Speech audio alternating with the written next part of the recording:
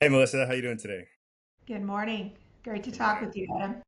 Yeah, always good and excited to chat with you today about some of your personal story and leadership and entrepreneurship. One of the things that always strikes me about you, Melissa, is that you you always have stories. You always have anecdotes from your just the richness and the breadth of your experiences in life and in business. And so, I think that'd be really valuable for for others, our audience, and just people in general to hear more about your story as an entrepreneur, as a person.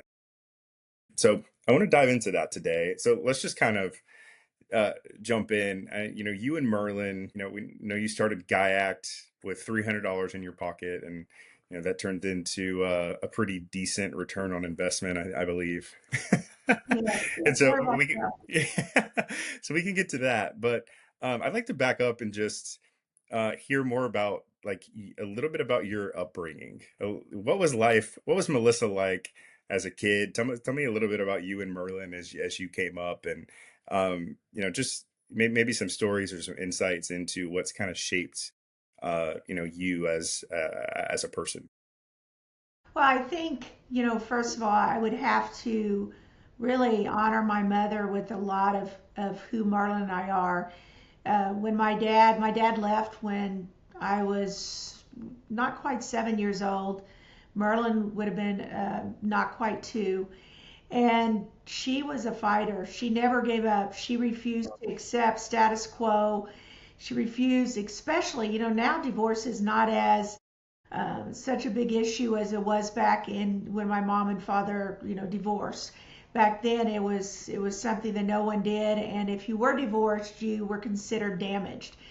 And I remember my mom just refusing to allow us to have any excuse for not living our lives right, for not treating others right. And she was a force, even though we had nothing. So I remember when my dad left, we were with my grandparents for the weekend and we came home with my grandparents. They dropped us off. We lived in a double wide trailer on some land my mom and dad had purchased.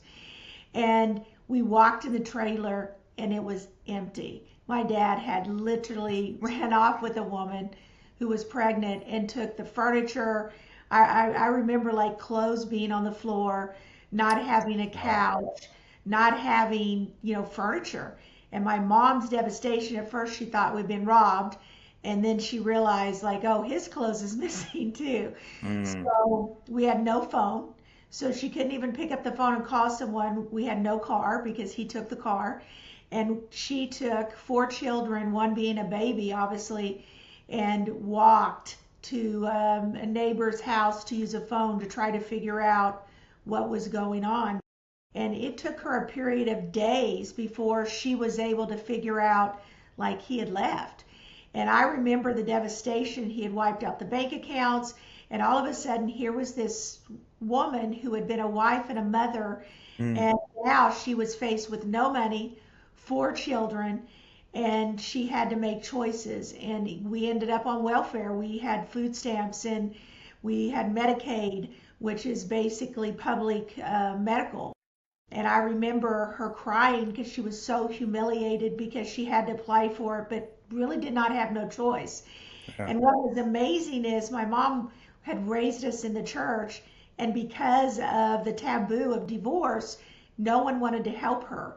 And Wow. I remember my mom, trying to babysit in the evenings, trying to do things to make money to help so that she could get off of state assistance. And I remember there was this woman whose name was Katie, and she brought her little boy to our house. And my mom asked her, "What do you do?" And she said, "I'm a nurse of the night." And my mom thought she was an RN.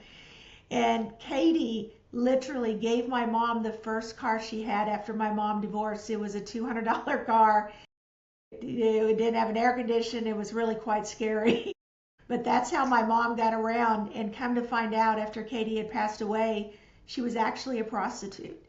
And I remember the first Christmas after my dad left that Wow. she was the one who ensured that we had food to eat and that we had a gift of peace as a child. So, Mm, it's amazing how, from the beginning, our lives were not easy.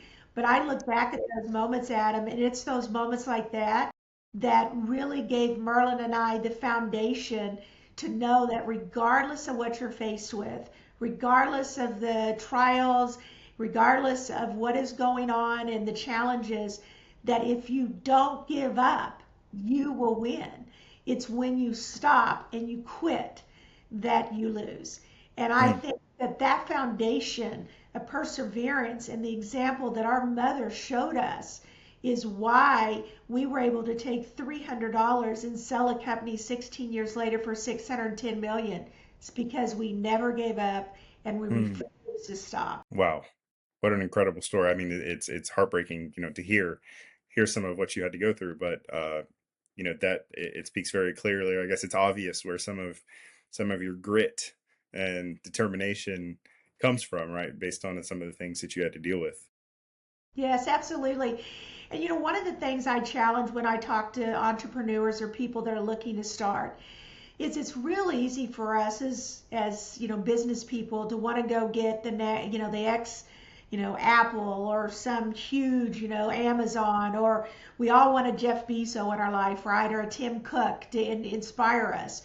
But it was someone that no one would have known or looked up to that inspired us, right? Because Katie was such a monumental person in our life that actually, really gave us hope in a time when we were hopeless.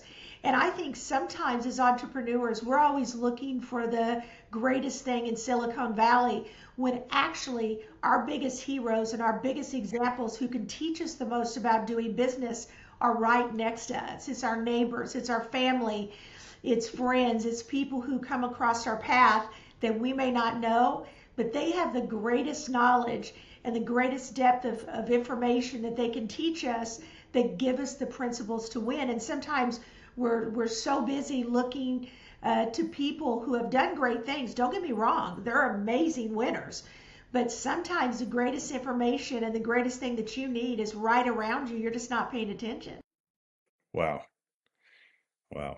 So thank God for, people like that. I mean, you and I are both believers, so this is definitely, um, no knock on the church, but it's interesting to hear that, because of the divorce and the situation, you were rejected by the church and your hope came from a prostitute, right? It's Absolutely. what a redemptive kind of story to hear.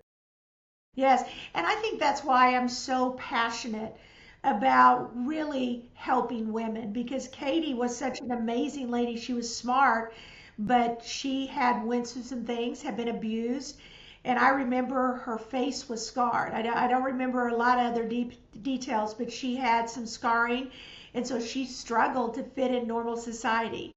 And I see that a lot here in the current day, even in the fact we're in 2025. You Yeah. would think that it would be much easier for women, but there are still struggles. In fact, I went to a trade show, which is a well-known trade show, highly recognized in the industry, really all industries, because they really cater to many different industries. And there were two women CEOs in an AI tech show. Like, what is going on? And there was really no activities for women at that show. There was no breakfasts, there was no workshops, and I found myself, now anyone that knows me knows I'm not scared to fit in any situation or talk to anyone. So I do okay, but there's so many women that would struggle in that environment and that they get overlooked. And so I realize, a lot of people ask me like, Melissa, why are you still working? Like you and Merlin are still going and you're working just as hard or harder than you were when you founded GIACT. And, I feel like that I've been extremely blessed and I owe society a lot. I owe these women who are still fighting. I look at my beautiful granddaughter who's 2 years old, Emerson, and I realize like I have work left to do.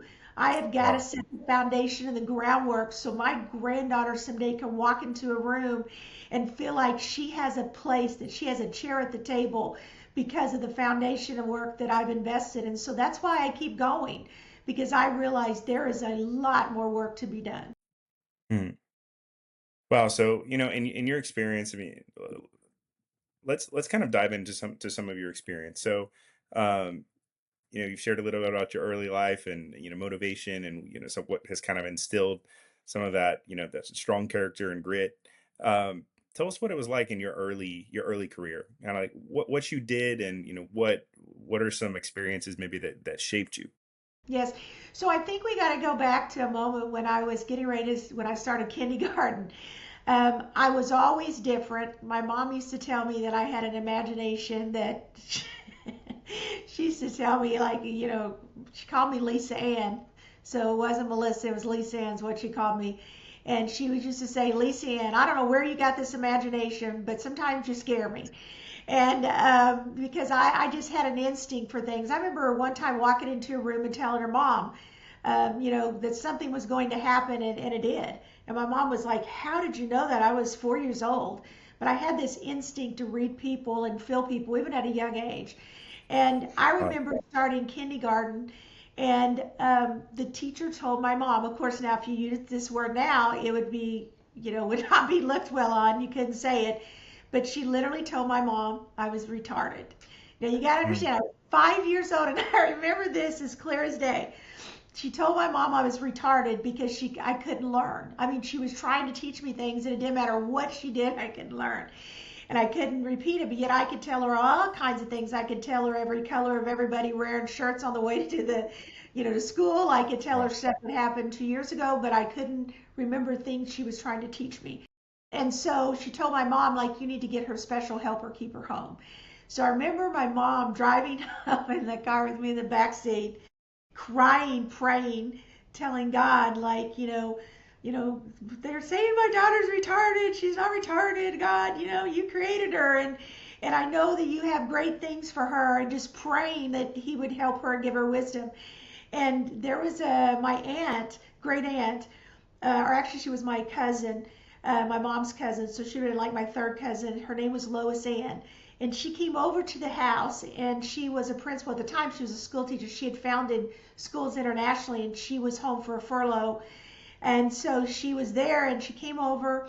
I remember my mom crying, and so Lois Ann's like, she's not retarded, and she started working with me, and she told my mom, she's dyslexic. Like, she is absolutely dyslexic. Like, that's what's wrong. There's nothing wrong. She has to be taught differently.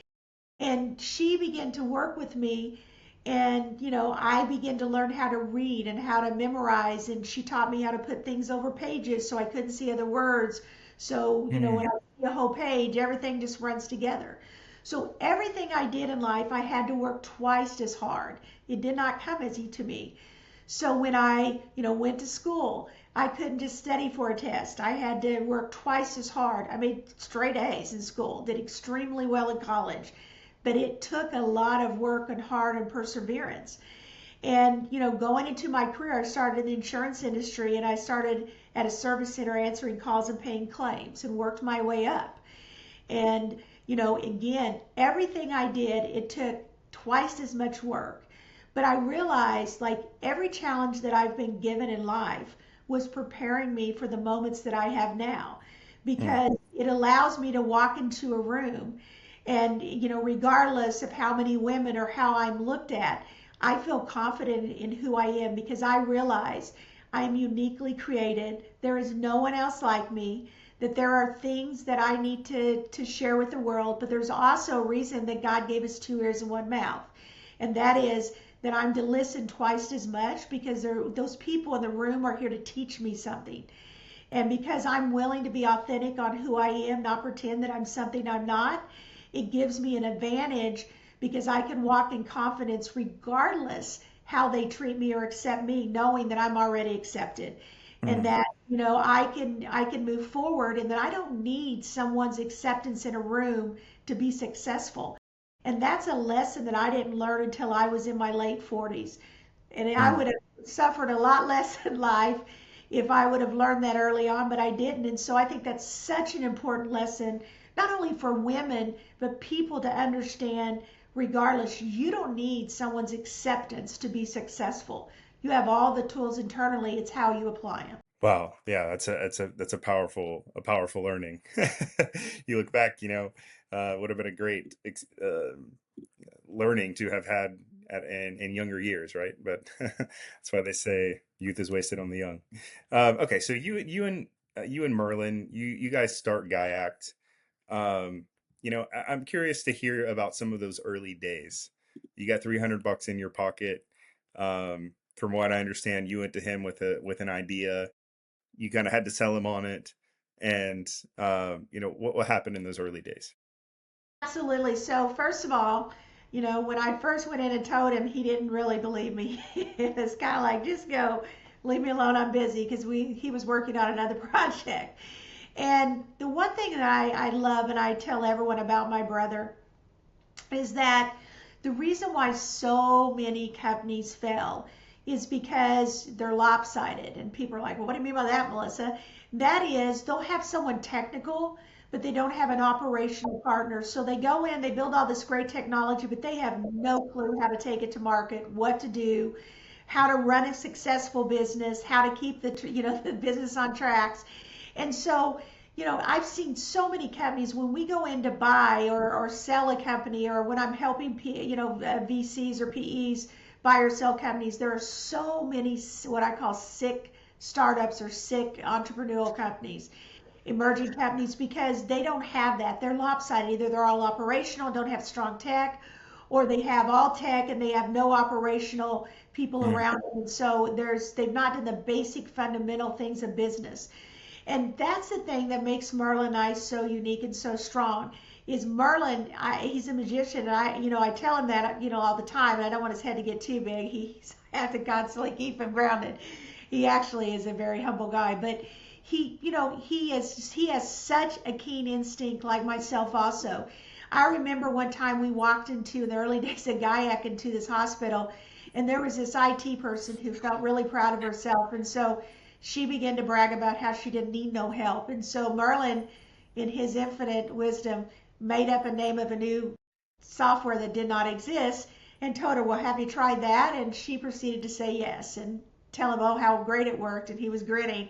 And I was like, don't do it. And the point is, like, the thing about Merlin is he's such a smart guy. Like, he can see challenges and come up with a solution. And he's worked with the largest companies in the world down to the smallest ones, solving problems.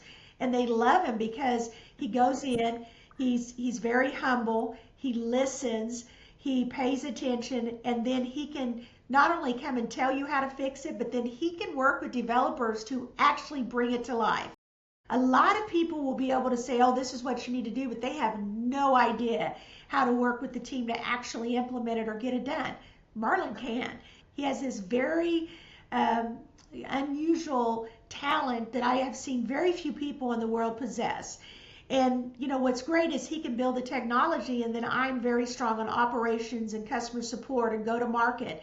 And so together we made an incredible team. Now, I will tell you, as brother and sister, we will go at each other, because if we don't agree, we will tell each other. But at the end of the day, we always agree to agree. There was one time at GIACT early on that we did not agree. It cost us $250,000. I can assure you, we are fast learners. We are passionate. We will have strong conversations, but we agreed that moment that we will never ever move forward without complete agreement, because we win together or we lose together.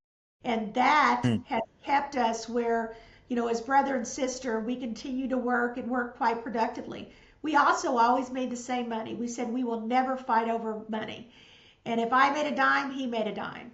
And that kept it equal, and it kept us where we never had any of those, arguments that most people have, yeah. because we kept it neutral, because again, we're not doing this for money. Now, we're nonprofit. Obviously, we made a lot of money, and we've been able to set up a destiny and a life for our family and our grandchildren. But we didn't do this for money. We did this for purpose. And I tell everyone, if you're just doing it for money, you already have the wrong plan. You have to know why you're doing it. You have to have a purpose that drives you every day, because there's going to be days when you don't have money and you don't know how you're going to make it work, but it's that purpose that drives you. Hmm. Okay. So, at what point did you and Merlin kind of realize that your small venture could scale? And, how did you guys navigate that transition from this scrappy startup, brother and sister, do whatever it takes mentality to actually scale the business and, up to an exit worth hundreds of millions? Yeah. So the first 10 years we didn't want to scale. We wanted to grow it where we had a great living, and we had, our original employees of 7 and they made great money. But we did that purposely because we had children. I was a single mom. I'd went through a divorce and I had a beautiful daughter. And I wanted to be present for her. I'd heard so much about divorce. Obviously, it was devastating because I'd always said I would never go through a divorce, and it happened.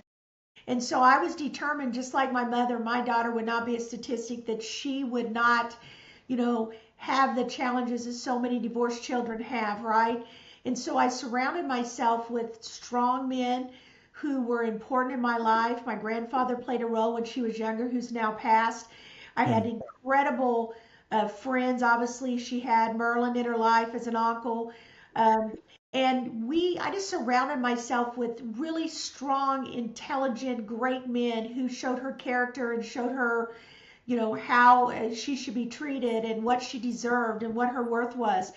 And we purposely did that because Marlon was the same way. He's an amazing father, has 3 brilliant children, and we wanted to be part of our children's lives. We wanted to go to attend every event, every school function.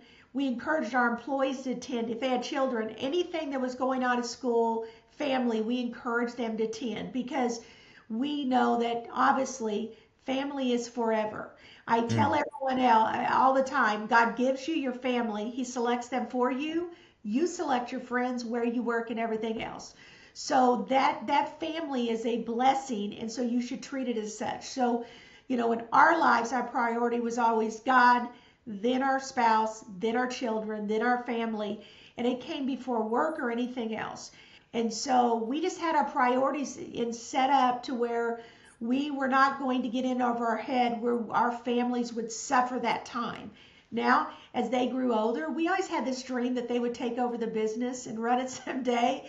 And I remember the day that they basically told us they weren't interested. And we looked at each other and was like, well, maybe we should have a different plan because my daughter wanted to be a pharmacist and she went obviously to get her degree into that. His son at the time, Curtis, wanted to work in a different path, and his son Kyle wasn't sure at that time. So, it was 10 years in that we woke up one day and said, what if? And, that was the start of us beginning to grow. And once we turned on the engine and said, let's go, we grew over 50% year over year, every year, and some years over 80%. So we Mm. know how to do it. And once we decided and woke up one day and said, hey, let's go, that was all it took because we had the passion and drive and purpose. And once we had a plan, we just don't stop. We just never give up. Okay, so it was really the realization of this isn't going to be a generational family business. We're going to Yes. have to, yeah, we're going to have to approach this a different way that kind of Yes. drove you kind of into growth and scale mode. So, the first 10 years obviously look different as you described, and then, the next 5 or however many years it was after that. So what did that look like when you kind of made that shift, and what were some of the biggest catalysts for growth during those years when you're growing 50% year over year? So I tell everyone, like for me being a believer, my life, nothing ever happens by accident. And so I remember as we began to talk about, we had people come and knock at our door literally. I wouldn't return this guy's call. And so he showed up at my door. I never get because we were in a secure facility where you had to ring a doorbell to get in. And there, I looked, I was like, oh man, this guy has showed up at my door. And he kept ringing the doorbell over and over. And finally, I went to the door. I was like, what do you need? And he's like, well, you won't return my calls. And we want to purchase you. And it was a processor in Dallas. And I was like, listen, guy, it was their broker. And I was like, we're not interested. And he said, just let me talk to you. So he came in, sat down. I told him, you have 5 minutes. And he gave us his pitch, and we said, well, we'll let you give us some more information. We're not sure, and we ended up realizing like, hey, it wasn't the right fit. They were a suit and tie organization, and Merle and I, as anyone knows this, if you don't see tennis shoes, something's going on, right? Someone's getting married, someone's died, there's something going on. So we're like, that would not work. And so we started. Then another person called us out of the blue and flew in and said, we want to buy you. And we're like, nah, they weren't the right fit. And Marlon's like, maybe it's time for us to, look and see, like, is there something that we should do? And so our CPA at the time, Howard said, "Hey, I've got this banker. You need to talk to him. She's got someone that's interested, and you really ought to talk to her." And so, we talked to her, and she said, "Oh yeah, this company called Tritium, we want to bring them in." And listen, I'm bringing them in to buy another company. You don't want them to be your investor or buyer. Listen, they're just going to come in, and then I'm going to take them somewhere else to buy this company. But I think it'd be a good experience to give you a feel what it'd be like. Yeah. So she said, "You don't even have to do a presentation." So Merle and I showed up in the meeting, no presentation, nothing. Tritium comes in. It was Matt and Phil, and sit down, and we begin to talk. And instantly, they got it. Like they got what we wanted to do, and we were there for several hours. They were supposed to be there for an hour, and we was 4 hours. The banker was panicking. She was cracking, just panicking. "You got to go, you got to go. Got to take you across town." So finally they left. And I remember there's two things I remember. One is she raised her arm because she got excited because we wouldn't stop talking, and the tag to her dress was still attached. And so we're like joking after she left, like, "Did she steal it?" She didn't, but the point was it was pretty funny. She was going to take it back that afternoon. Yeah. And then the other thing that we remember was we walked into my office and we're looking out the window, and Merle and I are looking, and we had never ever thought about investment. We had millions of dollars. We didn't need money. And so we're looking out the window at him, and Merlin says, "They're going to make an offer." And I said, "Yeah." And so we were betting on when we would get it because we knew they wanted us.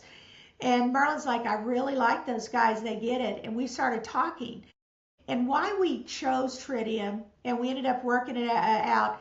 And to be quite honest, Merlin and I took the money off the table with what they paid us up front, and then we maintained a good portion of the ownership. But we took it off the table. It's like, hey, let's go ahead and take it off the table. So we were rewarded, and we gave our employees money then too.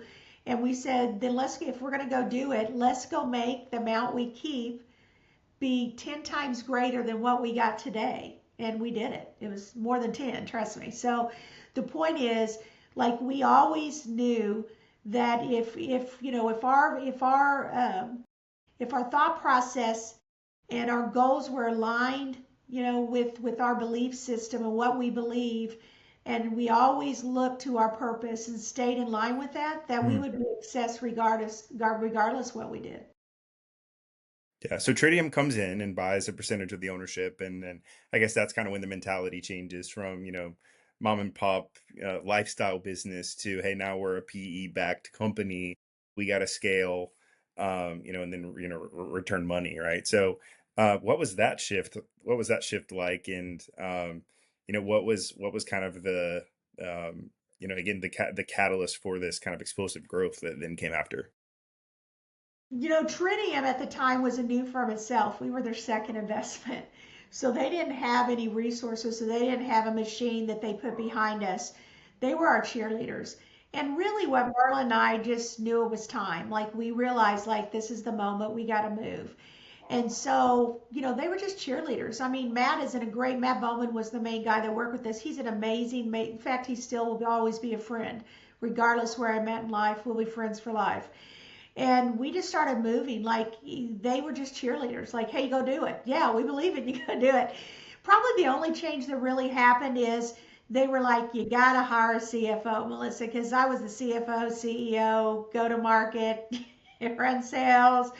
And so we did. We hired a CFO. In fact, we got a good friend of mine that was CFO of a bank. I met him through one of our relationships. I talked him into coming in temporarily until we could find a permanent one. And Benji came in and helped us, then eventually brought in our CFO that helped sell the business.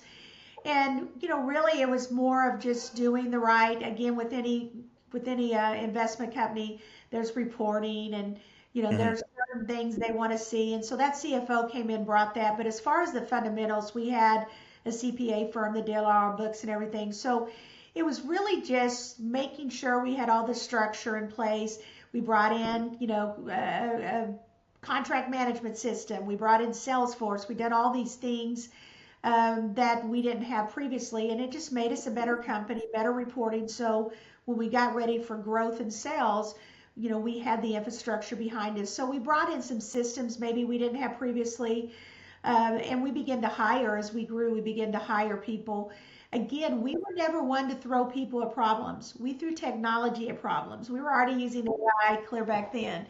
And so, even though the field we're in now with Inbenta is very different than the fraud and risk space we were in, we were already using AI. So, we understood the power of AI clear back at GIACT. Wow.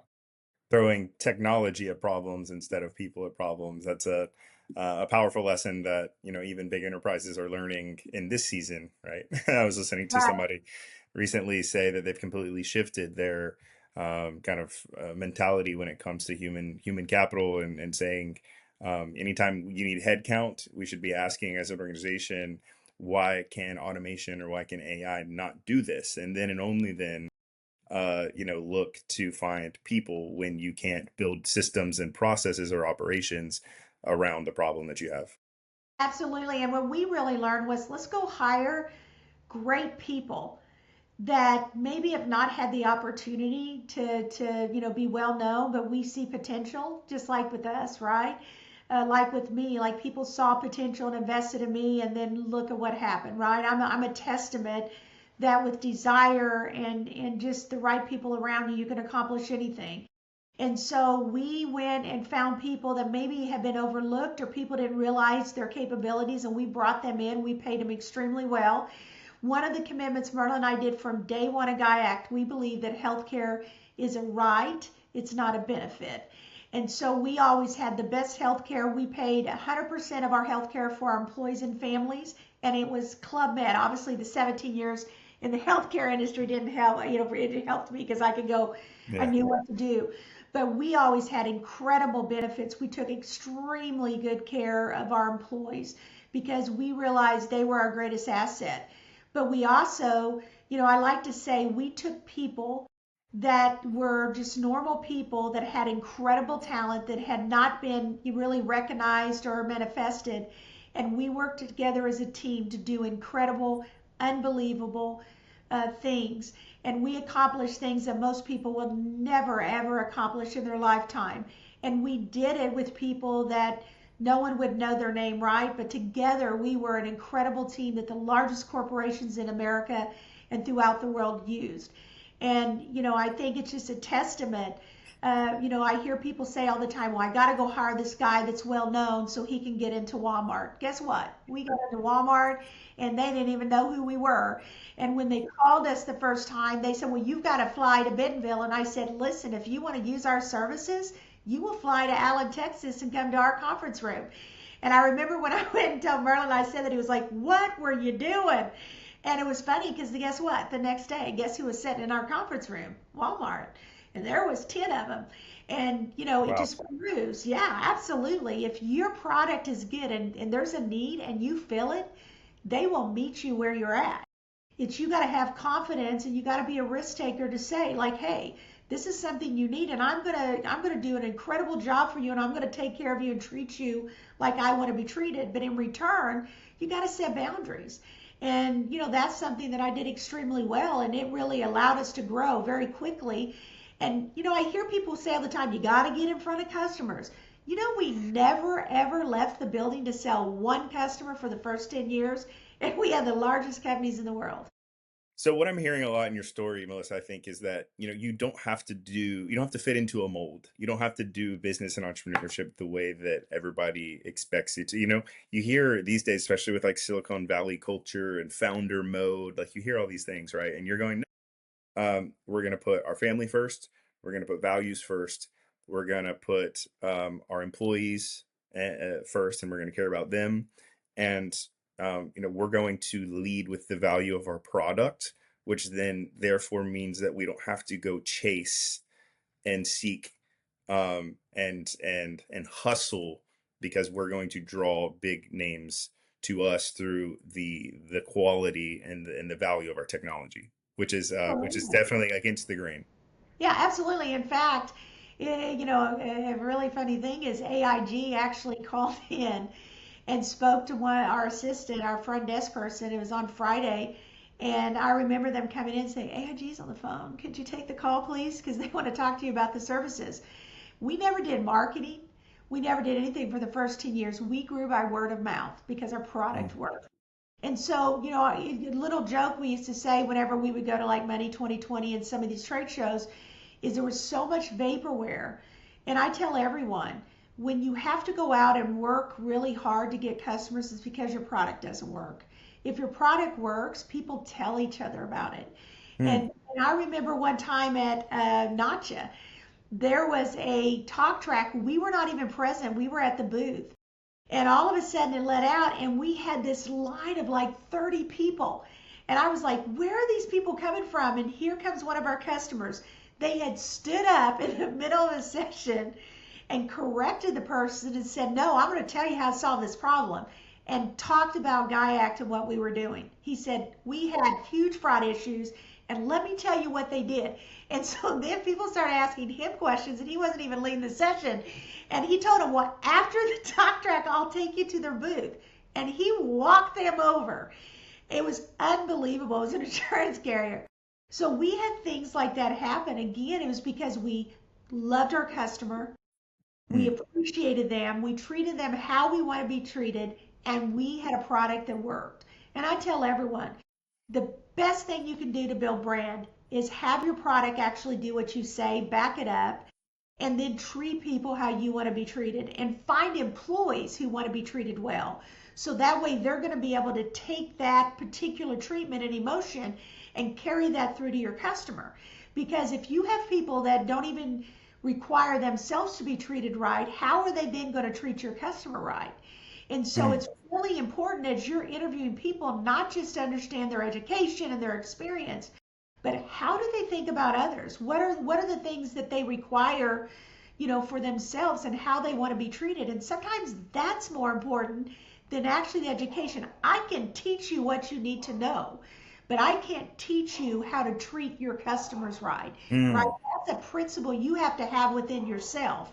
And so if you have a bad attitude, if you think that the world owes you something, if you're not willing to go the extra mile, if you can't have empathy and understanding, and you don't mean you have to agree with the customer, but you can't treat them and show those emotions, then you're not the right person to be setting in our building. Wow. Okay. So, you know, incredible story. Not just about building the business, but, like I said, holistic, um, well-rounded entrepreneurship. Um, so you and Merlin, you sell the business, the ink dries on the paper, right? I'm sure you're kind of sitting there looking out the window, going, thinking about that empty trailer back in Kansas and going, wow, life, we've come a long way, right? In a lot of senses. Tell me what that moment is like, for you personally, and for you and Merlin as a brother and sister to have accomplished that together. What does that feel like?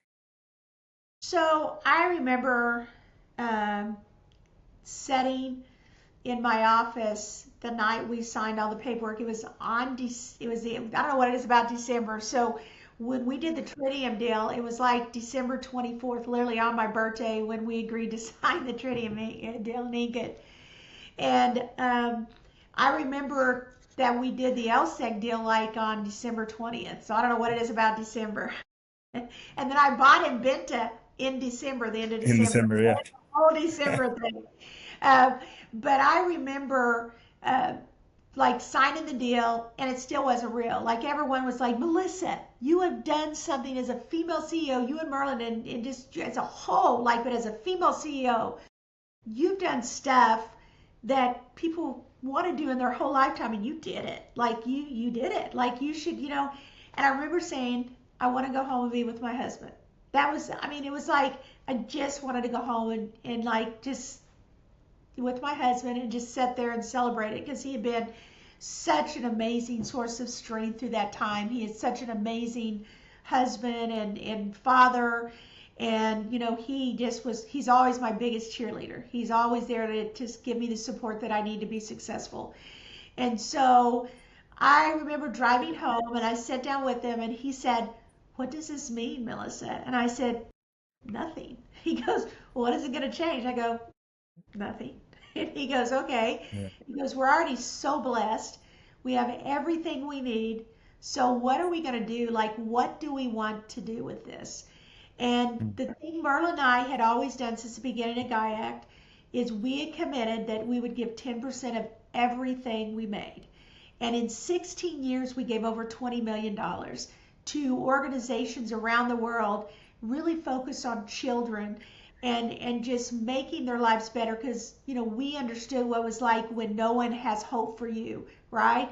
And we always remember that woman, Katie, that did for us when no one else did. And so we just knew that we had been put in it.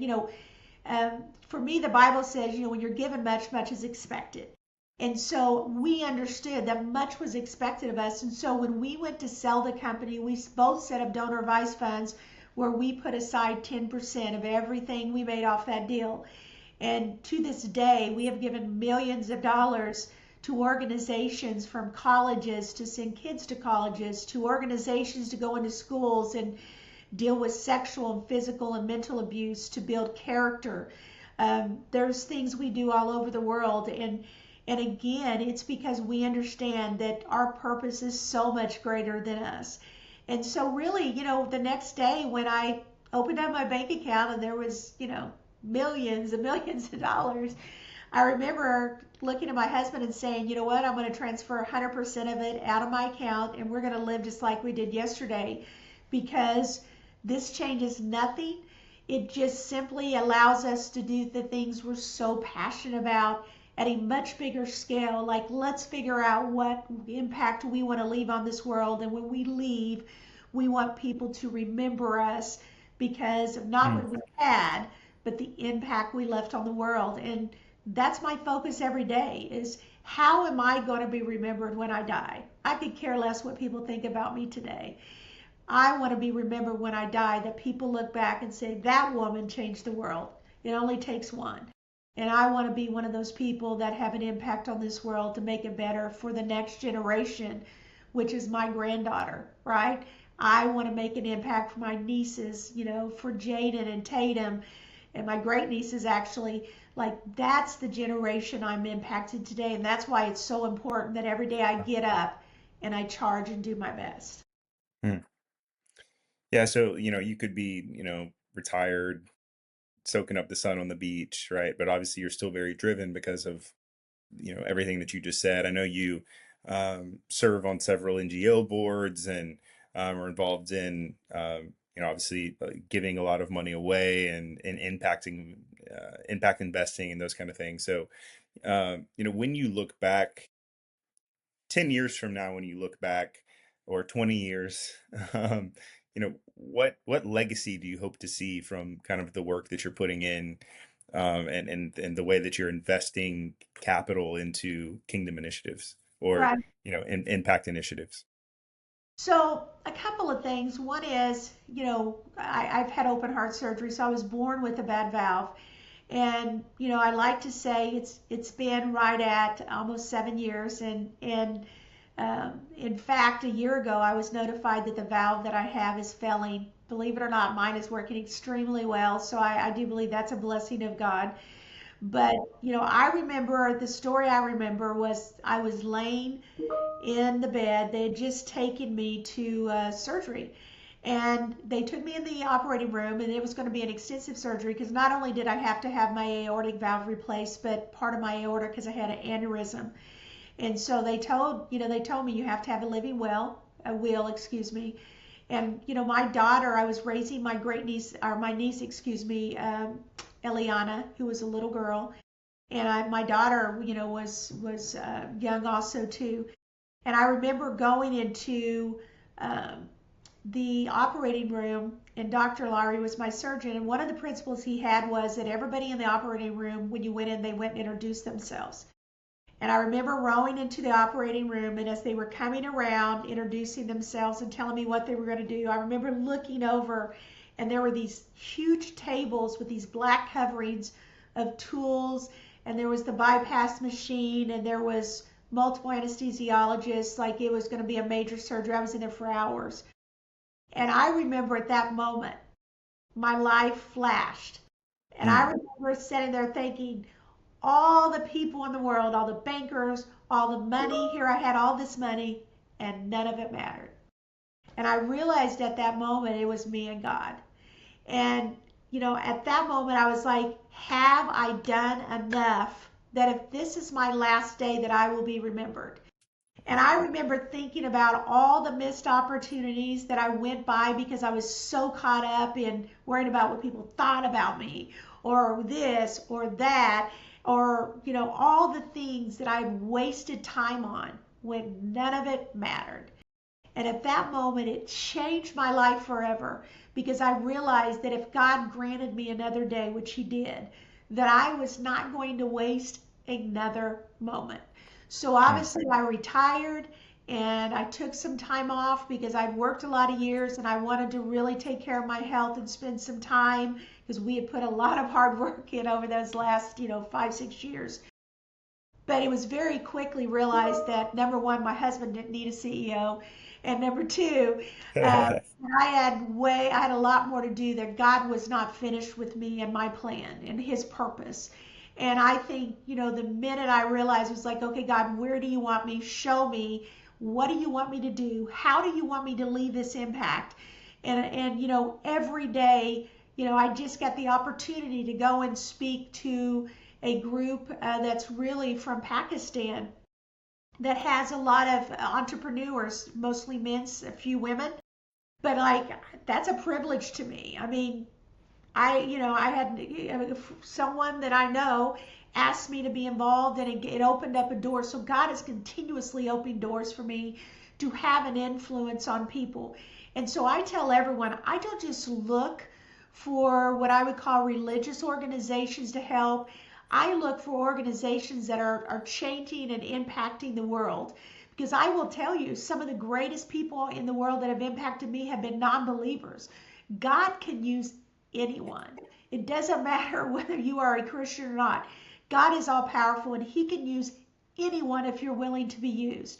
So I'm looking at ways through education, through organizations. How do I drive success and how do I drive and help people change the way they think? So in the future, we can have a better world where anyone, regardless of race, regardless of religion, regardless whether you are skinny, whether you are overweight, whether you have handicaps, whether you have challenges, learning disabilities, that there's a level playing field where everyone has a seat at the table if they're willing to invest and do the work. Don't expect anyone to give you anything. I never expected a free ride. What I Yeah. expected was is have a seat at the table for me once I've done the work and I put in the time. And I realized that didn't always happen. So you know what I did? I went and built my own table and I built my own chairs. And guess what? I don't have to ask for a seat at the table because I own that seat. And that's what I would challenge women and other people out there. If you're sick of not being celebrated, mistreated, go where people celebrate you. Quit going where people don't appreciate your talents. There are companies out there that will appreciate you.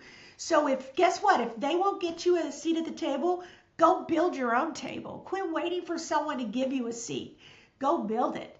Create it. And then create a company where you can hire other people and appreciate those talents and really let people flourish. Wow. Well, that's a drop the mic to drop the mic statement there at the end. So we'll wrap it up there. Melissa, it's been awesome. I'm excited to continue this because obviously there's more to the story and I want to hear more about the transition into Inbenta and what, we were working on there. I know there's been a lot of lessons over the last few years and global leadership and taking on a new challenge with Tritium and Merlin and others at Inbenta. So looking forward to that. But thank you for your time today and we'll talk soon. Thank you, Adam. Great Yeah. talking. Yeah.